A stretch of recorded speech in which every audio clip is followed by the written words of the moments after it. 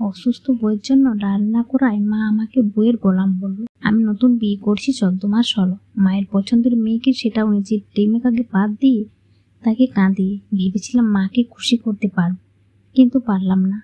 বিয়ের 7 দিনে মা বউয়ের সাথে বেশ ভালো ছিল, কিন্তু সমস্যা হলো ঠিক ওই দিন থেকে, যেদিন আমি আমার বউয়ের প্রতি দুর্বল হলাম।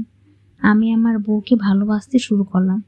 মায়ের পরিবর্তন যেভাবে হলো, একদিন বউ রান্না করছিল, হঠাৎ ওর হাতে এত বাজেভাবে তেল ছুটে পড়ে যে তখন হাতের চামড়া উঠে যায়। তখন আমি গিয়ে ওকে রান্নাঘর থেকে নিয়ে আসি আর বলি যে মা, কি দরকার ছিল কাজের লোকটাকে ছাড়িয়ে দেওয়ার। আমার মা বলে, বউ থাকতে কাজের লোক রাখো কেন, টাকা বেশি নাকি?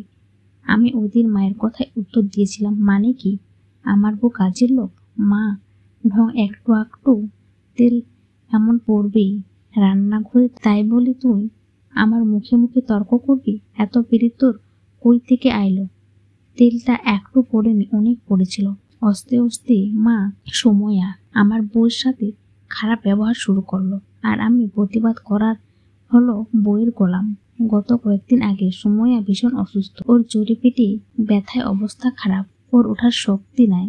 তাই আমি রান্নাঘরে গেলাম রান্না করতে, কারণ আমার মা ইয়াং হওয়ার পরও রান্নাঘরে যায় না কখনোই।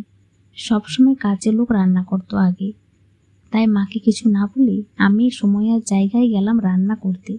মা হঠাৎ এসে চিৎকার শুরু করলো, হায় রে হায়, আমার ছেলেটারে হাতে নিয়ে নিল, কি বউ এনেছি ঘরে, ও সেলিমের বাপ, দেখা যা তোর পোলা রান্না করে। আমি জানি না শহরের মেয়েরা এমন করে কিনা, তবে গ্রামের মেয়েরা প্রায় এমনই শাশুড়ি হয়। এরপর আমার বউ 2 মাসের প্রেগনেন্ট। প্রথম 3 মাস খুব সাবধানে থাকতে হয়। তো আমি আমার বউকে কখনো ভালো খাবার খাওয়াতে পারি না, এই ধরনের ফল, ডিম, মাছ কিছু না। মাছ আনলে আমার মা সবাইকে দিলেও আমার বউকে দিত না, বলতো বাড়ির বউদের খাওয়াতে হয় না, তাদের উদার হতে হয়। এই বাচ্চা পেটে নিয়ে তাকে ভালো খেতে হবে, তা চুপ করে বউয়ের জন্য ফল আনে। কাঁচা ডিম এনে সিদ্ধ করতে গেলে মা টের পায়, তাই বাইরে থেকে ডিম সিদ্ধ করে কিনে এনেছি। এরপরেও মা ফলের খোসা আমার ঘরের জানলার পেছন থেকে দেখে বুঝে গেল। এরপরে খুব বাজে বাজে কথা বলল আমাকে, যে আমাকে বউ নাকি তাবিজ করেছে। আমার বউ কিন্তু চুপচাপ, কখনো মায়ের বিরুদ্ধে কথা বলেনি। গরিব ঘরের মেয়ে তো, আর আমার বাবা এলাকার মেম্বার। আমি বুঝতে পারছি না এখন কি করব।